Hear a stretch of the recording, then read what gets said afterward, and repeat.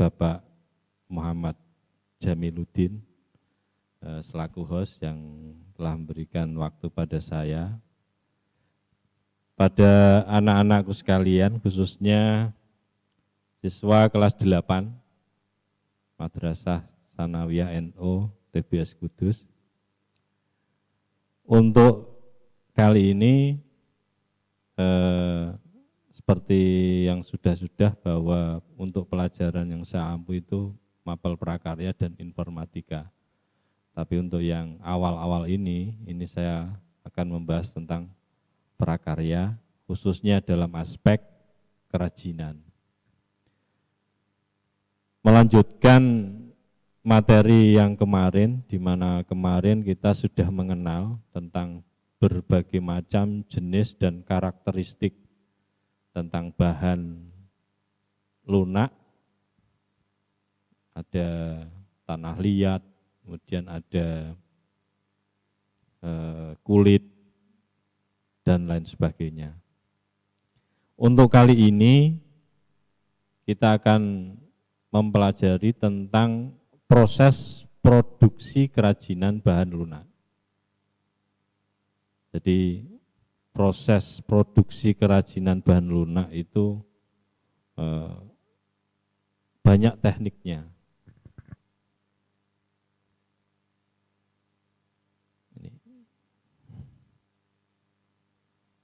Nah, sebelum kita mempelajari itu, ada beberapa hal. Jadi syarat perancangan benda kerajinan ini ada 5. Ya, ini harap diperhatikan kalau kita membuat suatu produk kerajinan, ini harus ada 5 syarat ini. Yang pertama itu adalah kegunaan atau utility. Artinya apa? Benda kerajinan harus mengutamakan nilai praktis, yaitu dapat digunakan sebagai dengan fungsi dan kebutuhan. Contoh mangkok untuk apa? Untuk wadah sayur. Kemudian lagi piring untuk makan dan lain sebagainya. Yang kedua, syarat kenyamanan atau comfortable. Artinya benda kerajinan harus menyenangkan dan memberi kenyamanan bagi pemakainya. Di sini contohnya di sini seperti cangkir. Cangkir itu kalau didesain ada pegangannya. Dibandingkan cangkir dengan tidak ada pegangannya, ini lebih nyaman ketika cangkir ini didesain dengan ada pegangannya. Jadi ini adalah merupakan syarat kenyamanan. Kemudian yang ketiga, keluasan atau flexibility. Artinya benda kerajinan harus memiliki keserasian antara bentuk dan wujud benda dengan nilai gunanya. Contohnya, sepatu, kita membuat sepatu. Ini harus sesuai dengan anatomi ukuran kaki manusia otomatis. Jadi seperti itu. Artinya ketika sepatu itu dipakai, ini pemakainya ini akan merasa nyaman juga dan barangnya itu luas. Jadi itu. Kemudian yang keempat adalah keamanan atau safety. Artinya benda kerajinan tidak boleh membahayakan pemakainya. Kamu buat kerajinan harus tidak boleh membahayakan pemakainya. Dan yang kelima adalah keindahan. Benda yang indah ini mempunyai daya tarik lebih dibandingkan benda-benda yang biasa. Ya, di atas itu. Kemudian juga yang perlu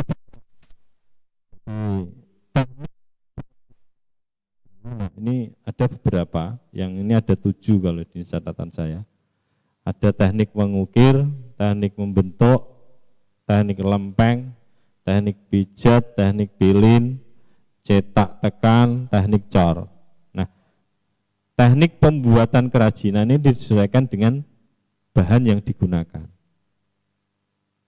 Nah, di sini saya tidak akan membahas produksi kerajinan banyak, tapi nanti saya fokuskan pada produksi kerajinan bahan lunak tanah liat. Prosesnya seperti apa, teknik yang digunakan itu nanti seperti apa.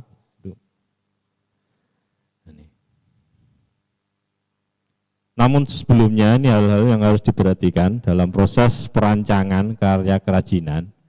Ini ada berapa. Yang pertama, kita menentukan arti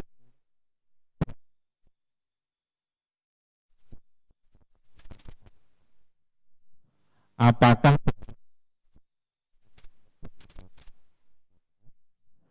nah itu harus perhatikan.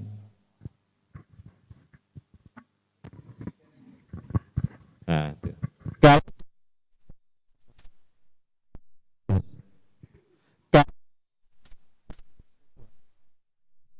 bahannya sudah ketemu, kemudian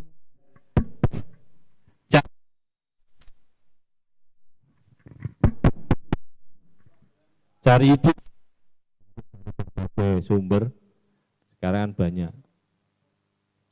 Nah, setelah itu kita sketsa itu ya gambaran secara abstrak itu. Setelah itu kita pilih sketsa yang terbaik. Nah, baru kemudian kita mengumpulkan alat dan bahan. Kemudian pada proses pembuatan, setelah proses pembuatan yang harus kita lakukan kembali adalah mengevaluasi uji produk. Nah, ini penting karena salah satu keberhasilan suatu produk kerajinan itu adalah evaluasi. Jadi kalau evaluasinya sudah bagus, nanti kerajinannya setelah kita pasarkan nanti akan menghasilkan satu karya yang bagus. Oke. Sekarang kita akan bahas tentang proses produk kerajinan bahan lunak. Di sini yang akan saya bahas adalah kerajinan keramik. Nah, jadi kita tahu bahwa kerajinan keramik itu bahan dasar utamanya itu adalah tanah liat. Nah, tanah liat. Seperti tanah liat kita kemarin kita sudah tahu itu ada jumlahnya itu ada jenis-jenisnya banyak. Ya. Ada 4. Ada yang warnanya ini yang putih kecoklatan atau coklat kehitaman dan lain sebagainya. Ini tergantung tekstur tanahnya. Kemudian yang kedua adalah pembuatan, nah alat-alatnya. Alat-alat produksi pembuatan kerajinan keramik, ini diantaranya ada butsir. Butsir itu apa ini butsir? Ini biasanya digunakan untuk mengukir. Seperti kalau dilihat itu seperti tatah. Ya. Terus yang kedua diantaranya adalah ada kawat atau benang pemotong tanah. Ini biasanya digunakan untuk memotong bagian tanah yang tidak terpakai atau yang ada di alat putar itu. Setelah selesai itu kalau tidak pakai benang pemotong ini biasanya tanahnya akan rusak kalau tidak ini. Kita pakai peso itu nanti ya malah lengket. Yang ketiga ada spon. Ini untuk membersihkan, kemudian alat putar kaki. Ya. Kemudian ada roll kayu. Ini ada tungku pembakaran atau alat Dan yang terakhir ini ada alat putar tangan. Ini alat-alatnya ini harus ada. Lalu yang ketiga, ini juga, ini contoh-contohnya saja. Ini contoh produk pembuatan kerajinan keramik. Ya, ada guci dan lain sebagainya. Nah, sekarang kita ke proses pembuatan. Yang pertama,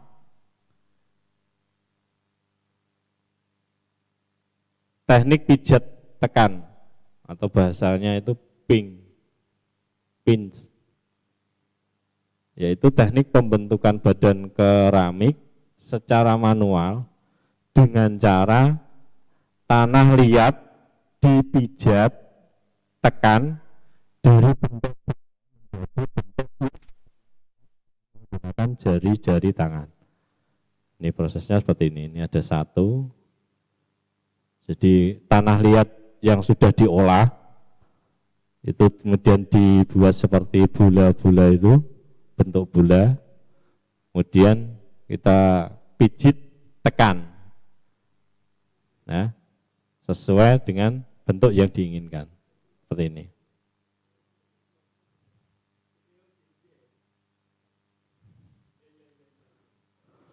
Kemudian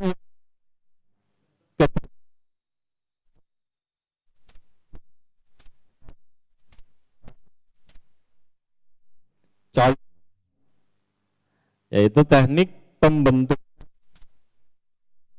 badan keramik secara manual dengan cara tanah liat digulung hingga terbentuk pilinan tanah. Nah, ini contohnya ini. Yang pertama, ini tanah liat, kita gulung-gulung. Nah, kalau sudah berbentuk pilinan, nah itu baru kita bentuk.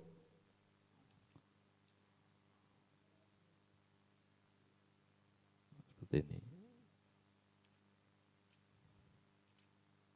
Yang ketiga, ada teknik lempengan atau slab.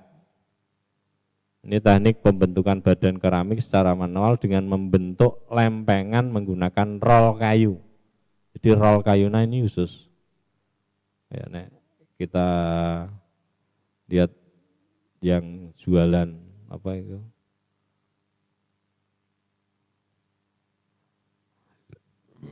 Jualan apa itu? Sing do pinggir jalan. Pisang molen, nah itu kan ada seperti roll kayu itu. Nah, itu ya.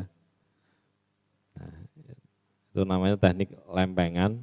Nah, alat bantunya itu adalah menggunakan roll kayu. Nah, teknik lempengan ini ada yang berbentuk persegi atau berbentuk silinder. Contohnya seperti ini. Kalau yang berbentuk silinder, jadi tanah yang sudah di roll atau dipotong persegi, ini digulung membentuk silinder, lingkaran. Kalau yang bentuk persegi, nah ini tanah yang dipotong persegi ini dirapatkan masing-masing sisinya seperti itu.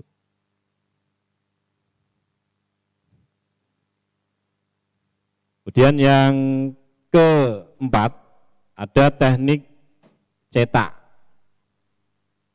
Teknik cetak ini adalah teknik pembentukan dengan acuan alat cetak.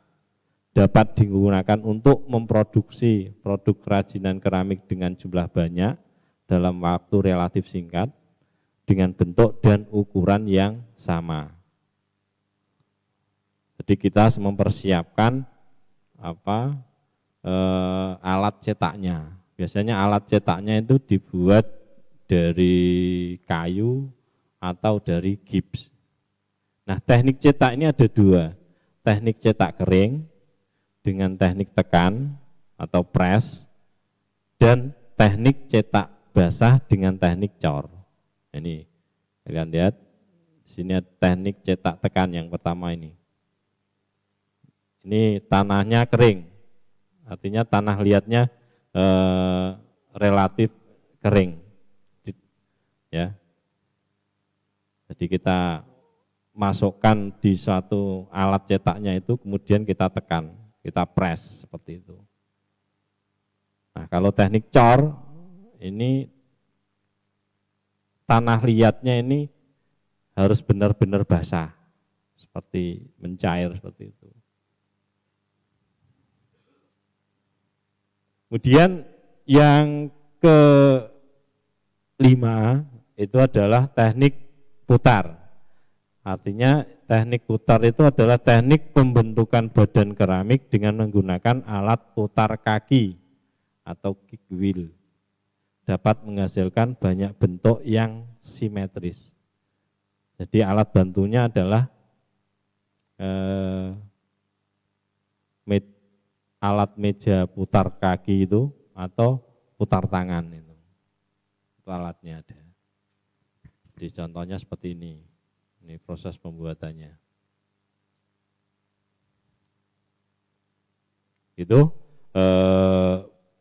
untuk teknik-teknik yang lain seperti ada pembuatan kerajinan sabun atau dan lain sebagainya, itu bisa kalian itu baca di buku sekolah elektronik, itu juga ada. Itu juga. Jadi untuk kali ini saya cukupkan sekian dan saya kembalikan pada Pak host.